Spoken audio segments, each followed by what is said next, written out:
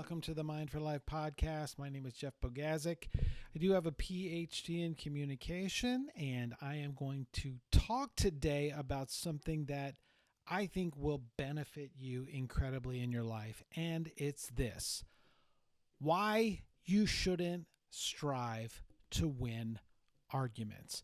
So, winning arguments, why you shouldn't try to win arguments. By the way, this is sponsored by Charm XP. It is an AI-powered app that allows you to practice your communication, which allows you to argue, practice arguing, practice difficult conversations, practice introducing yourself to someone, to practice engaging in conversations, and then gives you real-time feedback on it. If you'd like to sign up for that, just click the link. You'll find it in the description here. So today, I'm going to give you a couple of things, and let me give you the outline of where we're going to go with this. Number one, we're going to talk about a little bit the psychology of arguments. What happens in our communication when we are in arguments? Number two, why winning isn't necessarily the goal. And we're actually going to redefine what it means to win an argument. What to do instead of trying to win. In other words, how can our conflicts and our arguments be more constructive and productive? And then, when should you win? When should you really try to win an argument? So let's get started right away. What happens when you win an argument? The biggest danger to winning an argument is that you lose the relationship. Remember, arguments are often about ego. Oftentimes our arguments are less about the issue, and the issue, or whatever the inciting factor is just a catalyst to get into issues of ego and pride. Who's right and who's wrong? My own wants and desires versus someone else's wants and desires. There are certain things that we should be able to look for that can predict when conflict is indeed potentially coming down the road. Number one, whenever there are limitations. When there are limitations of resources, there's only so much to go around. It's a predictor that conflict is coming. It's right down the road. When there are limitations on time, there is the potential for conflict to come down the road. When there are limitations on money, there is the potential for arguments and conflict. When it is an issue of rivalry, there is the potential for conflict. When it is an issue of whose values or agenda takes precedent, there is the potential for an argument. And arguments always involve emotion and ego. If the conflict is not managed and handled well. And even if you manage and handle conflict well, emotion and ego are going to be involved. And so arguments can backfire. You can say things in arguments that can be incredibly devastating to somebody. And in the quest to win the argument, in the quest to achieve your goals and your purposes and advance your values and your agenda, you very well may lose the thing that is the most important to you, and that is the relationship with the other person. And so it's important to be careful and to be able to develop the skills of communication, to be able to manage and handle conflict well in those situations, so that you ultimately accomplish what you want to accomplish. Conflict is an inevitable part of human relationships. Arguments are an inevitable part of human relationships. You can't get over them. You have to manage conflict. You may not necessarily always resolve it. And so it's important to recognize that. You've been in an argument with someone close to you, your significant other, your boyfriend, girlfriend, husband, wife, brother, sister, friend. You've been in those situations where things escalate quickly, and perhaps you've been in one where the relationship has been damaged. I know people that because of arguments, their relationship is forever broken. They will not talk with parents or brothers or sisters because of bad conflict management, the desire to win, the desire to preserve their own ego over their relationship with the other person. And so it's important to recognize, number one, in any argument, how important is the relationship? How important and valuable is the relationship? If you are married to someone, if you are dating someone, if someone is a family member, if someone is a coworker that you will have to work with, how valuable and important is that a relationship? That should be a main factor in how you manage the conflict. And most people don't enter arguments to change. And that's a problem. We don't get into arguments to change our perspective. We typically get into arguments to win. We typically get into arguments to defend our position, to win the other person to our side. And so we have problems with our ego. We have problems with the biases, the psychological biases that we all have. Confirmation bias. We will only hear things the other person says that confirm what we already believe, and we don't want to necessarily change our mind or change our perspective. And so what happens in those situations, and because of that situation, our ego is heavily invested. We want to be right. We have a desire and a need to be right, because when we feel that we are wrong, or when someone else points out that we are wrong, we inevitably get what? Defensive. When someone gets attacked, they double down. They get defensive. When someone's ego gets bruised, it doesn't matter what the issue is.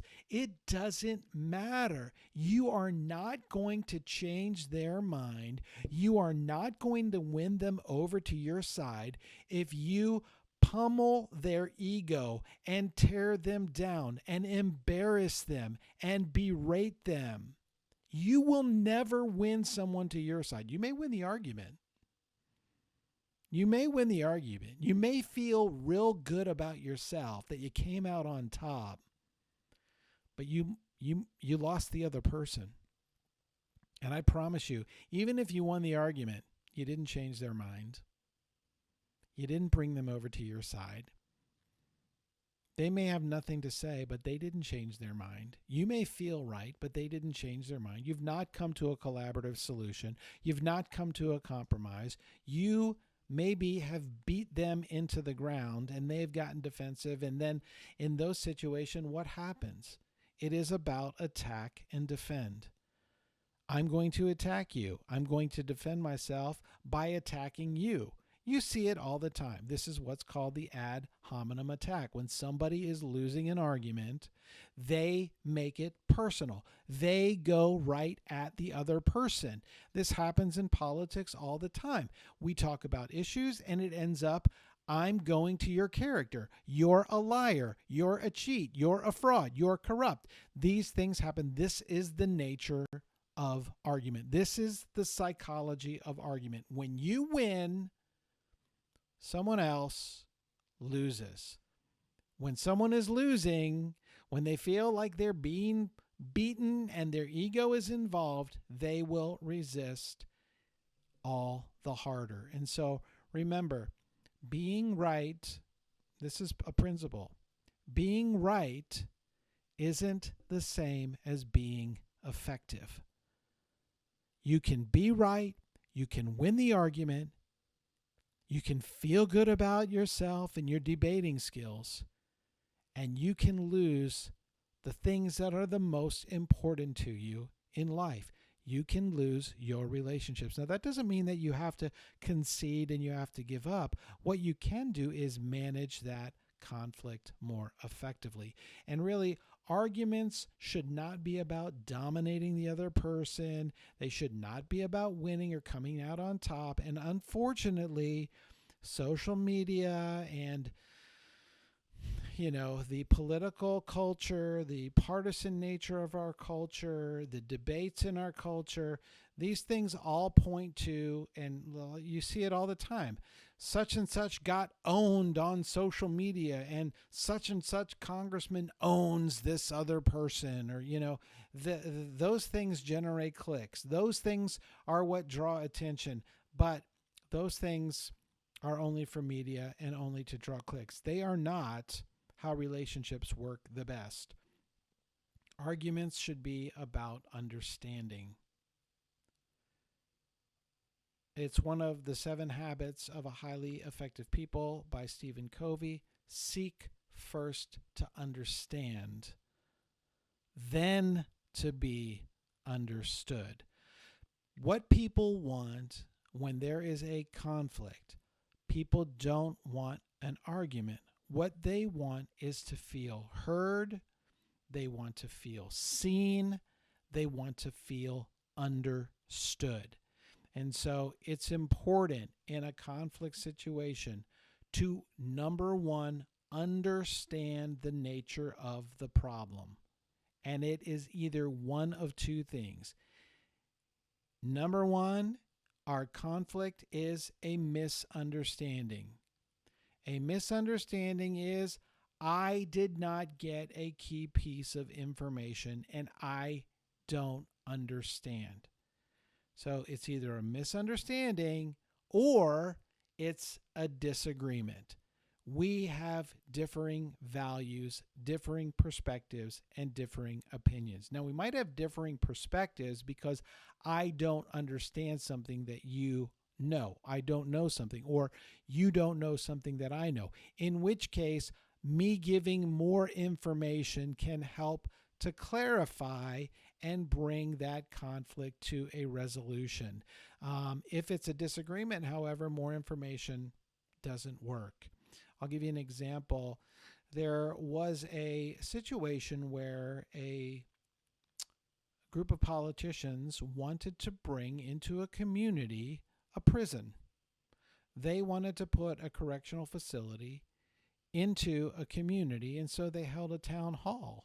And at the town hall, the political figures kept giving the information and the statistics and why this was going to benefit and how many people were going to be helped and what type of facility it was going to be. And the people got more and more riled up against it. And the politicians just kept giving more information and couldn't understand why these people couldn't get it. And the problem was, this was not a misunderstanding where more information can clear it up and bring resolution. This was a complete disagreement. The people did not want a prison in their community. They disagreed at the fundamental base. We don't want it here. You do want it here. When it's a disagreement and you just give more and more and more and more information, all you're going to do is frustrate the other person. And so you need to understand whether the issue is a misunderstanding or whether it's a disagreement, because you handle them different. Disagreements are often values-based, not facts-based.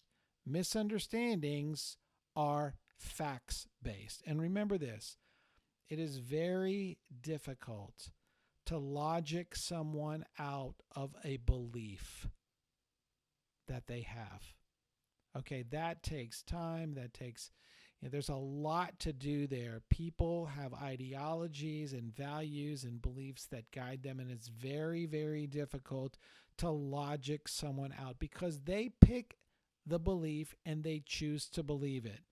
And so what I would suggest is the goal for an argument is not winning. The goal should be understanding. And so I would say understanding the other person. So shift from winning the argument to building the relationship. How do you build the relationship? You build the relationship by learning about the other person, right? Our relationships get what I would call more intimate in the sense that we know each other better when information is disclosed and then reciprocated.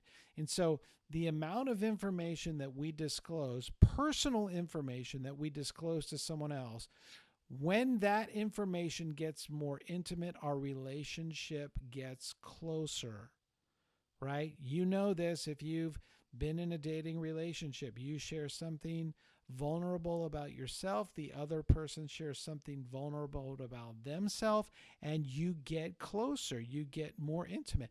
Intimacy comes through sharing secrets, sharing things about ourselves that no one else knows, right? Disclosing information to other people. Now, building relationships isn't about going out and telling everybody your most deepest secrets, right? People will think you're crazy. You're weird if you just know them. But little by little, over time, as you disclose more personal information, as you share more, let's call them secrets, the things that nobody else maybe knows about you, that's how relationships are built. And so in arguments, the goal is understanding the other person, trying to get to know them. And so I want to encourage you in your conflict situations to shift away from debate tactics, right? There's a place for debate. Don't get me wrong, right? I believe in debate. I believe in a good debate. I believe in, the free expression of ideas and the marketplace of ideas and conversation for sure. We don't all agree, and we need to debate, and we need to talk about that. But in arguments with the people that matter, move away from debate and to dialogue. And really for you and for me, that means listening. That means listening. That means getting to the point where you understand the other person's position as well as or better than they understand it themselves. This is what's called the steel man. You may have heard of the straw man. The straw man tactic is taking the other person's position and presenting it in the weakest way possible so that you can knock it down, right? The steel man, however, is finding the strongest presentation of the other person's position and being able to recite that back to them, right? To be able to ask more questions so that you can learn and hear and understand. And the goal is to find out where they're coming from, understand their perspective, build the relationship with them, show them that they feel heard and understood, and that you see them where they are and understand their experience. And so you do that by asking them questions. You ask them to share their position. Then you give it back to them and rephrase it. We call it active listening. You paraphrase what they said. You summarize what they said. You give it back to them and say, here's what I'm hearing you say. Am I getting this right? And you build those conversational bridges. When you do that, you build empathy, you build trust, and you then can work towards a collaborative solution. And so it's important to hear, listen, and understand, and to foster a dialogue instead of a debate. Now, let me just close with this. When should you win? It's important to win in certain circumstances. When the other person's life is in danger, you have to win. If you're a parent and you are raising children, There are sometimes you absolutely have to win. You cannot let your child win, because if they win, they may get in trouble, right? They may hurt themselves. They may be in danger, and so you have to win. And, that's the step of maturity and parenting, and even in relationships, is knowing, sometimes you lose the battle to win the war. Sometimes you make some concessions. You make a compromise. There are 5 typical strategies for conflict management. Number 1 is domination. You dominate the other person. That's just being aggressive. Number 2 is smoothing. There are people that just try to smooth things over, try to make things peaceful. That's a lose-win. I lose, the other person wins. Domineering, I win, the other person loses. Avoidance, we just don't talk about it. Avoid it. Avoidance is I lose, the other person wins. Compromise. Compromise is lose-lose. We both give something up. We both give something up in order to come to a resolution. And then there is collaboration. This is where we work together to try to find a win-win. And your default when it comes to how you manage conflict typically comes from the way that you were brought up. It typically comes from the household that you grew up in, because that's where you learn those habits and those patterns and those conversational strategies, those conflict management strategies. And so sometimes you do have to win. If you're in a debate about a value or something that's important to you, ask yourself this: how important is the relationship with the other person? Do I have to win this one? And is the relationship more important? So really it's a trade-off of priorities. What's important to you? The relationship with the other person, or your own ego, your own pride, your ability to win the argument? Making those decisions at the front will guide you as you go through and manage and resolve that conflict. So remember a couple of things as we close it out here. You don't always have to agree to connect. You can connect with people. You don't have to win an argument to be effective. You can manage conflict and still win the relationship. A couple of priorities in your next conflict, in your next argument. Number 1, shut up and listen. Listen and summarize and paraphrase back what the other person's position is until they say, yeah, that's exactly the way I feel. Number 2, understand what's important. Is this relationship something that you want to preserve? Hey, not all relationships need to be preserved. Not all relationships need to be preserved. There are some that do. So what is your priority, right? What's the priority?